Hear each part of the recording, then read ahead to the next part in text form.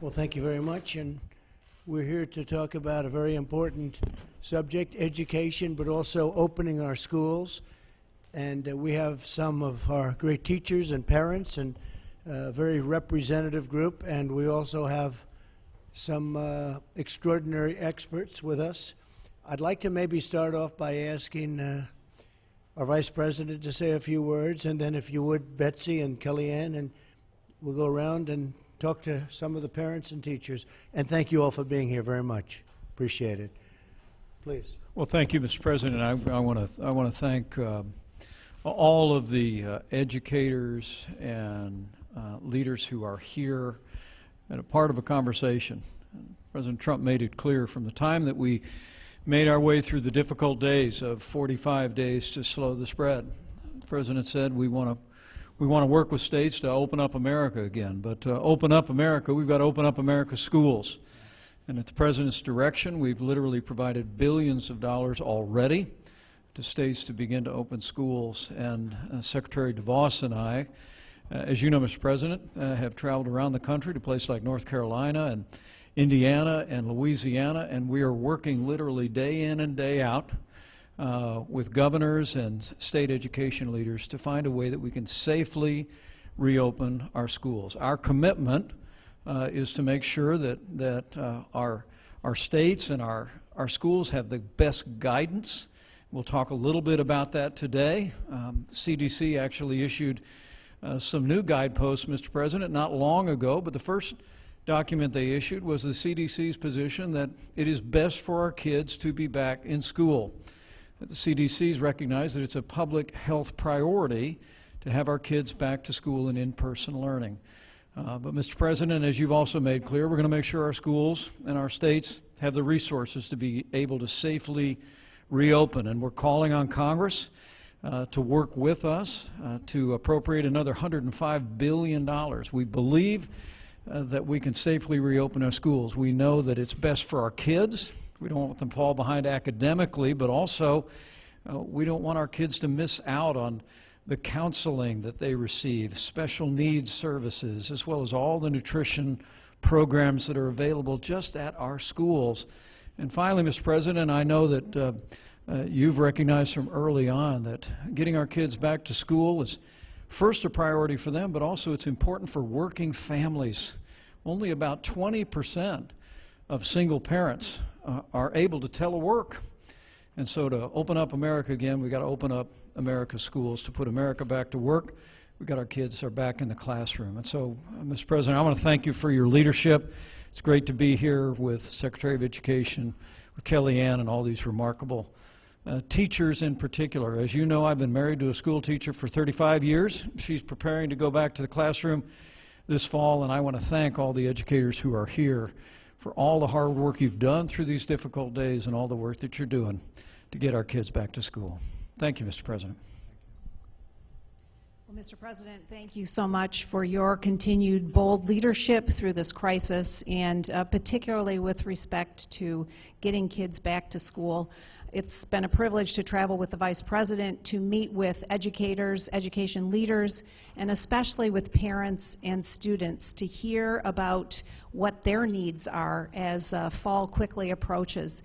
And so I'm just thankful to be here with this group today to listen and learn from you about what your needs are as we anticipate getting back to school. And Commissioner Corcoran, thank you for your bold leadership in Florida, really setting high expectations for all of the students and educators there.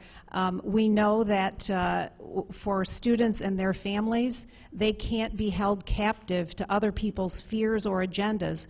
We have got to ensure that families and parents have options that are going to work for their child and for their children's education. And so I look forward to this conversation as to how we can ensure that we do not have a one-size-fits-all approach, but that we do ensure every child has a chance to go on learning full-time this fall. Thank you very much, Mr. President, Mr. Vice President, Secretary DeVos. We're here mainly to hear from each of you today. Before I do that, I just wanted to point out that there is a fairly recent Kaiser Family Foundation Health Tracker poll that shows over 65% of America's parents are very concerned that their children will fall behind academically and socially if they don't get back to school. Having said that, we recognize that many school districts have already made a decision to either go hybrid or full-time virtual learning for the first month or two, or maybe longer. So our goal today, the President's goal, has always been, how do we reopen safely? How do we reopen soon, but how do we reopen safely? We also recognize that a number of teachers, particularly the 10% or so that are over the age of 60 in most of our schools, are concerned. So we have given resources and guidance that allows each of those districts to make those decisions, to maybe modify the work schedules of the teachers and other administrative staff that may be affected. But overall, we know that the risk is low for kids in contracting and being hospitalized, and of course the worst possible outcome, dying from COVID-19, but the risk is very high if they're locked down indefinitely. Nearly 100% of our 75 million students, K through college, left their places of learning, left those structures between the first and third weeks of March of this year. And we see that all situations were not created equally. The lack of digital assets was very obvious for many of our students, the lack of nutrition, the lack of social and emotional and mental well-being and development. But also, we heard from many school administrators and teachers, they're concerned because roughly 1 out of 5 child abuse cases are detected in schools. So we have to also think about all that we don't know and all that is being lost for these children by keeping them locked down indefinitely. So in the interest of opening soon and safely for this entire country, Mr. President, we'd like to start with Elisa from Waukesha, Wisconsin. She's a single mother and a small business owner. And her son, Luis, is entering a public district school in the 9th grade, I believe, freshman year for Luis. Correct. If you can tell us a couple of things, Elisa. First of all, what were the relative advantage or disadvantage of him being a bilingual student when you had to go virtual learning? And then we understand that your school district has not yet announced a reopening plan, and we're in pretty much mid-August. So can you address both of those for us? Correct. Yes, we as the parents, we had to take a survey regarding if either going back to school or going virtual. So at the moment, we, like you had mentioned, we do not have an answer yet. Hopefully we do, and I'm hoping that we do go back because all the details that you just mentioned are very critical and important, and I am 100% of what you guys are saying at the moment. It was kind of difficult for him because it's really hard being bilingual and having to learn 2 different languages. And but with the help of teachers and the community, he stood up and did a great job. That was the advantage, that when he needed help, teachers were there to help him and, you know, fulfilled whatever gap, you know, was not being covered. And so he did pretty well after that. But you like going back immediately, right? Oh yes, 100%. A lot of people agree. 100%. A lot of people agree. Yes. Thank you. You're welcome. Very good job.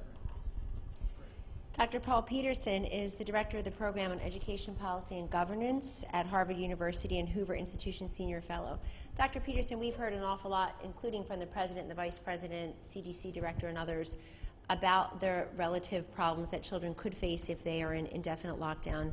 Would you please expand on that as a doctor? Well, we know that if for every year that you spend in school, in the future, you will earn 10% more in lifetime earnings. So if we lock down schools for a year, we assign this generation of students to a 10% earning loss in the rest of their life. I mean, this is profound, that the costs are vastly greater than people have appreciated. To say nothing about the importance of young people being together with one another. The most important element in social growth is being with your peers, with your own friends and neighbors, and not being isolated in a setting where you don't have social relationships. to say nothing of the medical costs of being isolated and not, you know, I remember when I was a child, I had, the teacher said, you know, he can't see. He needs glasses.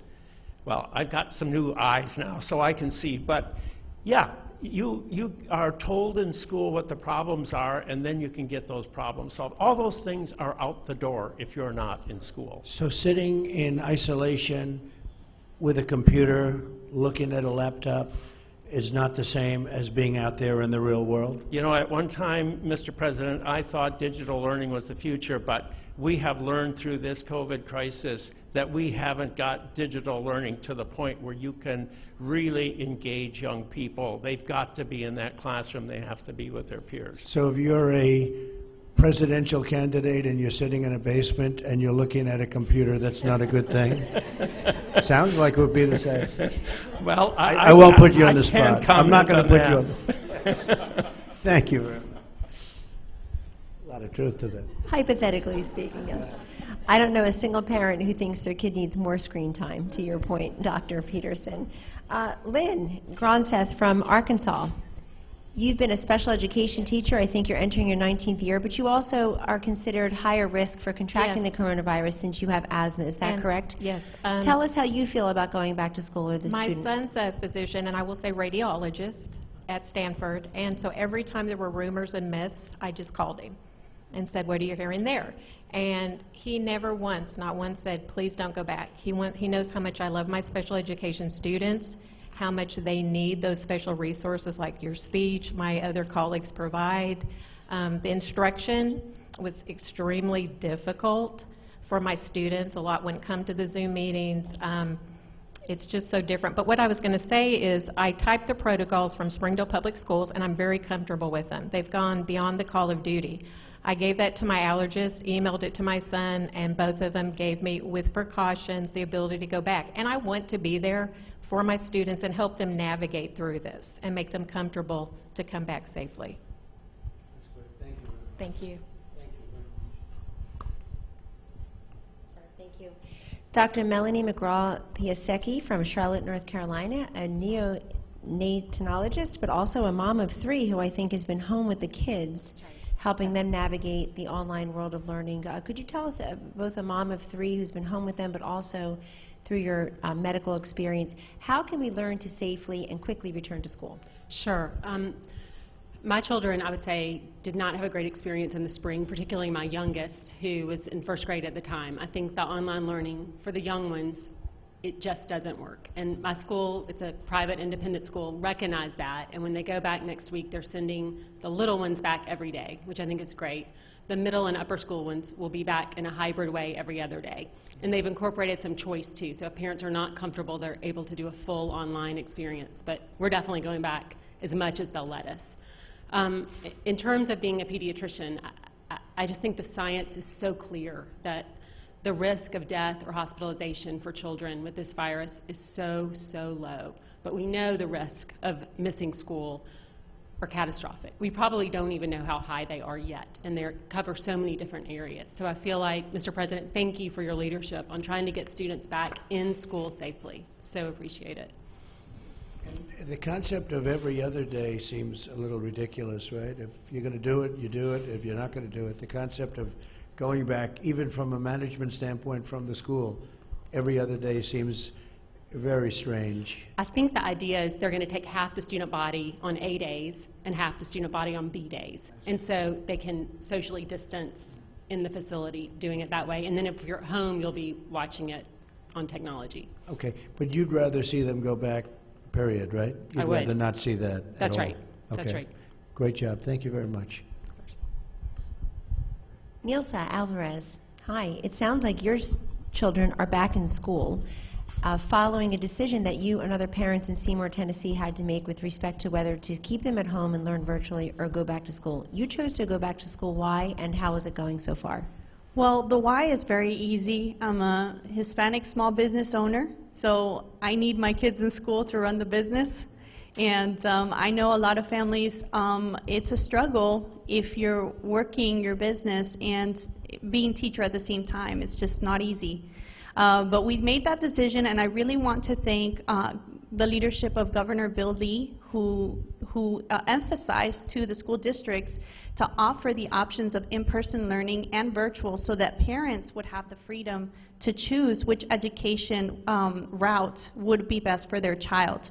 The parents in my area and at our school decided to send our kids back. Our kids are excited. There is social distancing. There's a lot of protocols in place. Their temperatures are taken every morning. Everything is going very smooth, but what is really good is that my son and daughter, they understand the seriousness of the virus for those at risk. So they're keeping an eye out for those who are at risk so we can look after them. We have a group chat with the parents, and we're communicating all the time if there's any symptom so that we know if something's happening or not, whether we send our kids back to school that day or not. And because the virtual class is happening at the same time, our kids will never fall behind. That's great. Thank you very much. Well said. Claudia Valladares, you are a kindergarten teacher at a public school, and we understand you had a very successful in-person summer school experience, which may be very surprising to some people here that actually was happening this summer. Can you tell us that from Lubbock, Texas, and also how does that portend for a successful in-person fall? Yes, I'm from Lubbock, Texas, and I teach at Ramirez Elementary. And we did have a really successful summer school. There were no outbreaks. It was in person. There were precautions with social distancing, 6 feet apart, and children had to wear masks, 10 and older. There was temperatures taken for the staff and the students. And this year, our parents had the choice whether to do virtual or in person. And so far, we have 70% wanting to be in class. And so we're ready to go, and we start Monday. Very exciting. Thank you. Thank you for all of your leadership with this. I know the area well. It's great. Thank you. Thank you, Mr. President. Mr. President, you heard from a couple of our last speakers something that you actually have made happen in signing the CARES Act. There's about $13 billion worth of funding, and I was briefed by an HHS official this morning who said only 4% has been tapped into. They can use that to help them with the temperature checks, with the testing, however they wish to use it. So we would really implore those states and those local school districts to take advantage of the money that you and the Vice President, the Secretary, and others have already secured in a bipartisan fashion. And what I'd like to do is I'd like to see the money follow the student. If a school is going to be closed and we're giving all of this money on the federal basis to a school, and if a student is going to go to a different school, really at the choice more of the parent, in all fairness, than the student, you know, where you want to go and what school you want to bring the student to, I think the money should follow the student. And that's something that we want to do. We're having a hard time with the Democrats. They want the money to follow the union, to be honest. It's very simple. Give it to the union. But the fact is, give it to dues, because the union people are fantastic people in there. But the people that run the union, it's disgraceful, and the dues that they charge the teachers, and that's what it's all about. So I would like the money to follow the student, and this way you can make your own choice. If the school is closed, you know, why are we paying? If a school is closed, why are we paying the school? I'd rather give it to the student, the parents, and you do your own thing. And to me, it makes a lot of sense. Secretary DeVos. Well, and I would just add to that, Senator Tim Scott has a bill introduced in Congress that would do just that, would empower parents to make the choice for their children to find the right setting and the right fit for them, depending on their circumstances. And with the President's bold leadership here, I think we can get it done. Congress can do the right thing on behalf of parents and their kids. So, Mike, we'll let him know we're in favor of that. Tim Scott is fantastic, and the bill is really good, so why don't we do that, okay? We will, Mr. President, I assure you. Excellent. You've always been the school choice president, the school choice candidate. I know as governor of Indiana, Vice President Pence expanded charter schools and other educational freedom opportunities. And I will say that we as a nation can philosophically and politically differ on many issues, but I've never, ever heard a very compelling and persuasive, memorable reason why people oppose the kind of school choice that the two of you are fighting for. And school choice means parent choice. So Our last set of questions really go to the parents and the importance of parents' ability to choose the right education for their children, particularly within this dual medical and financial pandemic. Mr. President, we have with us today, and I want to read it so I get it all right, Janie Neely of Columbia, South Carolina. She's a former public school teacher herself. She's a reading specialist. Her zone school district plans to provide full-time virtual instruction. She believes her high schooler will be fine, but her kindergartner has Down syndrome and must receive in-person instruction. Janie's husband, Chris, is here. He serves as the chairman of the President's Committee for People with Intellectual Disabilities. Thank you very much for being here, Chris, and God bless both of you and your children. Would you like to tell us a little bit, Janie, about how you're approaching this school year? Absolutely. When schools closed in the spring abruptly, it was especially difficult for families with children that have special needs, because for us, it was like falling off an early intervention cliff. Schools not only provide the academics for students with special needs, but it also provides the much needed therapies and services to address developmental delays. And the structure and routine of school day is so critical for this population of students. It simply cannot be replicated in a virtual platform, and especially for a kindergartner with Down syndrome. Unfortunately, our school district has adopted a virtual-only reopening plan, and it's been extremely disappointing because as a parent, I wish, well, I need and I wish that I'd been given a choice, because I know for a fact that this style of learning will cause my son to regress and to fall behind. And we were working so hard for him to be fully included with his peers. So my hope is that we can all work together to get in-person learning, especially open for the students that are most vulnerable, and to have that choice for parents, because I know my son best and I know what he needs. It's really well said. So it's been a burden, a tremendous burden, and what you've been through has been a great burden, obviously. How do they change that? How do they change it? What would you recommend? I think families with children with special needs were already carrying a pretty tremendous burden. We are constantly incorporating different therapies and things of that nature. What's nice about it being incorporated in the school is that it happens during the school day. Unfortunately, in my situation, we've now been forced to change and to find another school option for our son.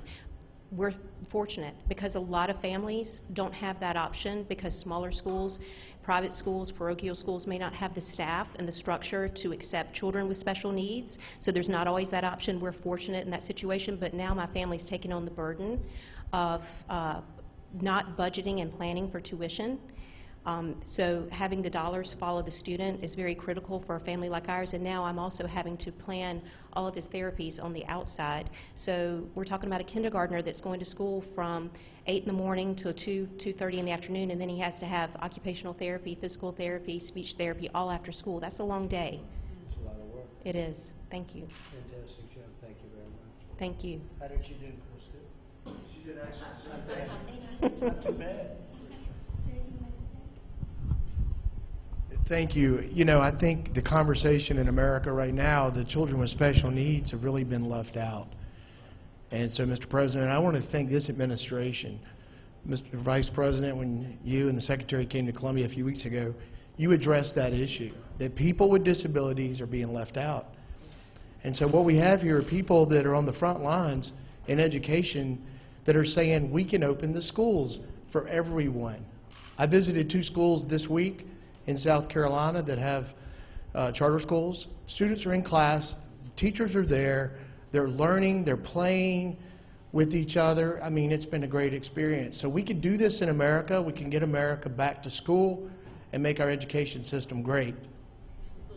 That's great. Thank you very much. Appreciate it.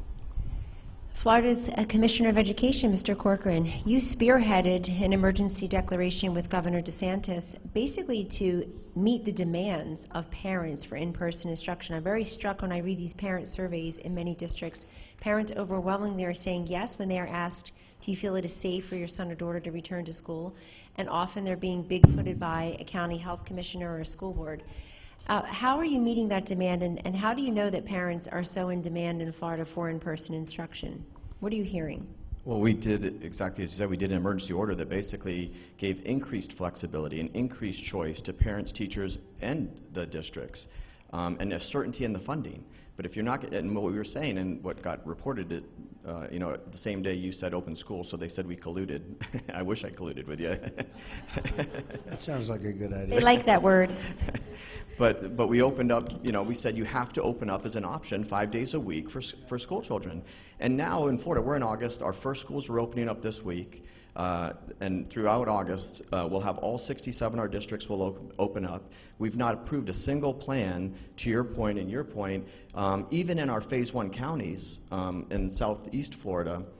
We've told them, you better open up for children with unique abilities on day one. You cannot do virtual therapies. You can't do virtual, and we just had a forum the other day with another parent who had a Down's child, and he just thrives when he's around other kids, and when he's at home, he's literally being diagnosed with depression because he's not around kids. They have to have that right away. And so we'll open up, and the great news is we'll have probably, already we have 13 districts that open up this week. Of those 13 districts, this is the amazing thing, to your point, we are being sued by the union bosses, and they are disgraceful, absolutely disgraceful. And so we have multiple suits going. But the reality is, of the districts that opened up this week, 6 of them have almost 100% teacher participation. You know what teachers want? Teachers want to be back in the classroom with their kids. Even if they have an underlying condition, they want to be back. And that's what we're seeing in Florida. And when we get to August 31st, all the districts open up, we're going to have probably 70 to 80% of students in face-to-face options, and we'll have more than that percentage in teachers in the classroom with their students. And there's just no substitute for it. You hear it. We have the largest virtual school in the country. It is a second-tier education. The best education is when you got a great teacher, a great mentor, someone who's got great wisdom, all the children and their peers together getting a great education. And an education, we say, is everything. Education is freedom. Education is the uplifting of the human soul to the glorious light of truth. And to deny a child that kind of education, you're robbing them of a lifetime, not just of earnings, a lifetime of who they are as human beings. And I stole that from Frederick Douglass, but that is really what education goes to. And that's what, I loved what the Royal Academy said when they said, you're scarring a generation of children for their futures. That's what we're doing when you don't have that option. But hey, if you're a parent, I have 6 children, 2 in elementary school, 1 in middle, 2 in high school, 1 in college, all public school. All of them are going back to school. But I completely respect and wanted to honor the decision of a parent who says, well, what about, I don't feel safe. I think the evidence is overwhelming. We've all seen it. But if you have that right. If you want to do distance learning, we're going to do the best possible way. But to the other 70, 80% of us, we have the right to go back and have our kids get that world-class education.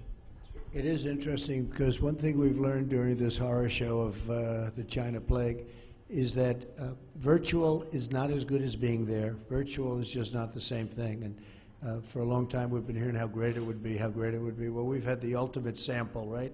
Namely the whole country practically, and it's not as good. We've also learned that telehealth is very good. Telehealth is up 3,500%. It's incredible. Can you imagine that 3,500 where people can stay in their homes, their apartments, wherever they are, and they can not have to go to hospitals and doctors and everything else. That's been an incredible success. Who would have thought that's become tremendous and really has been good, but the virtual learning is not like being in a classroom. And we've learned that, I think, very strongly in almost all cases. People thought for a long time that would be the answer, but that's not the answer. The answer is an old-fashioned one, isn't it? Huh? Thank you. Great job you do in Florida. Thank you very much. Mr. President, our final guest is a mom in Fairfax County, Lindsay Ammon. She's one of the parents who said yes to the question, do you feel safe returning your children to school? And her older daughter will have in Fairfax County just 4 half-days of virtual instruction at her grade level and 1 day off. So Lindsay has decided to exercise her parent choice and do pod homeschooling. Can you tell us about that, please? Yes, absolutely. That's all correct. Everything that everyone has already mentioned, we also had a very poor experience with virtual learning. The kindergarten age, I think, is very difficult, as everyone has already spoken about. But she also, it's important to note, was an absolute lover of learning in general. She is very bright, very eager to learn. And we really watched that all fade We watched her education deteriorate, and we also really saw her mental health suffer over the course of the spring. So we were, very eager to get her back into in-person learning, and we really felt very confident and comfortable with the precautions that were put in place by our district. Originally, we were offered 2 days in person, 3 days virtual, and then that's actually since changed over the last few weeks, and we are now 100% virtual. Fortunate for us, we had already kind of gone a different route and set up a homeschool situation for her with a small group of parents in our community, and we're very grateful for that. That was certainly not an easy choice to make. It was an unexpected cost and something we hadn't planned for, but we felt like it was really, really important for her to be in a classroom setting. Thank you very much. Thank you. Very uniform, very interesting, and I think most people do feel this way. Wouldn't you say so? I think most people feel this way. We have a man with us who's a great expert from Stanford. He's working with us. He's consulting with us. And he's going to be at our press conference in a little while at 5:30. But maybe Scott Atlas, Dr. Scott Atlas, could say just a couple of words, and we're going to be covering it in more detail in a little while. And you folks are, if you're interested in watching, we'd love to have you. Scott, please.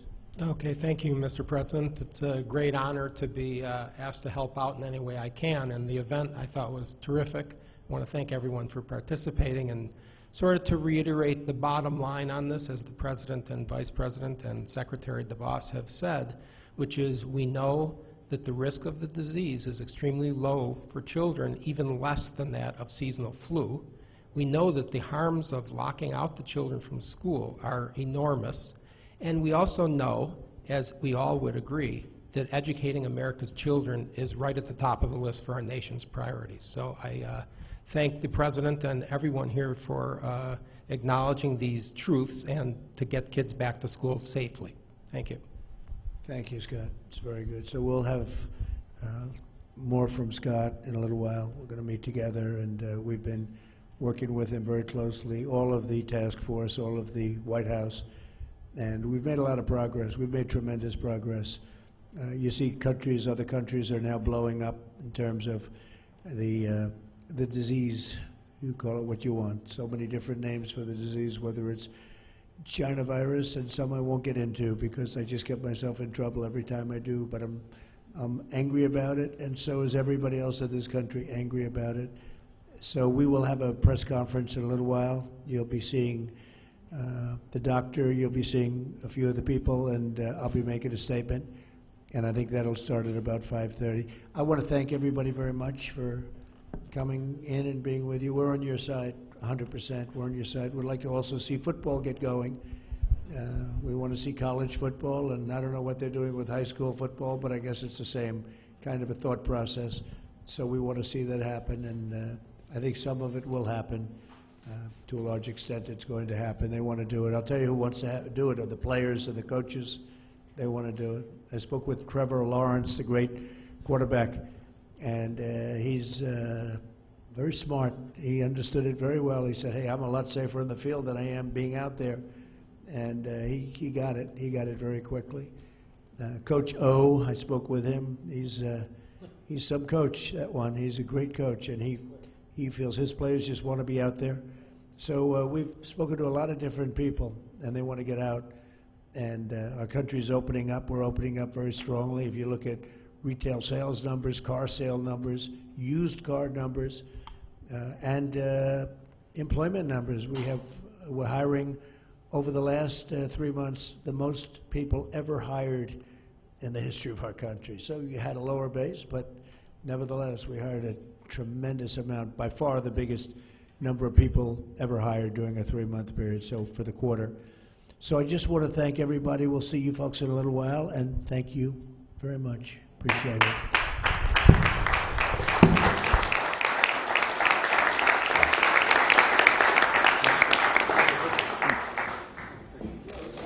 Mr. President, what do you say to the families that don't feel safe with their kids going back to school?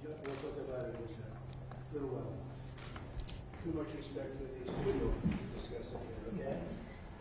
Would you like to get in here, husband? Come on, Chris. Would you like to get over? Come on over. Good to see you. You did it once, you did it much better job. You see this before?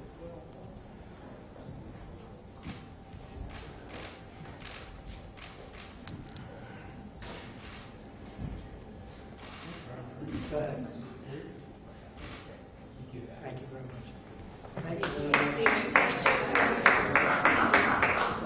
much. Thank you very much. My man.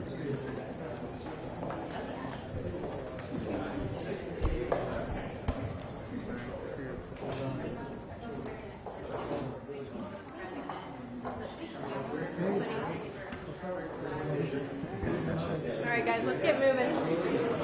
Pack it up.